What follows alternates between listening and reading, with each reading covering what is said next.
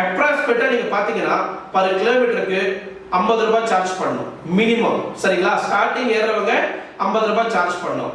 அதுக்கப்புறம் 1.8 கிலோமீட்டர் தாண்டினதுக்கு அப்புறம் மறுபடியும் பர் கிலோமீட்டருக்கு 18 ரூபீஸ் சார்ஜ் பண்றாங்க ஆட்டோ டிரைவர்ஸ்.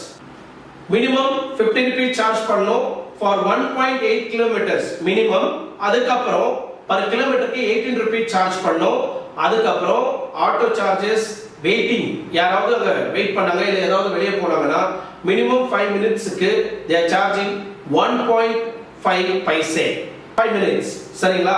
சோ இதுதான் பழைய ரூல்ஸா இருக்குது. இப்போ சென்னையில நடைமுறையில இருக்கக்கூடிய மீன்ஸ் 2025ல இருக்கக்கூடிய நடைமுறை.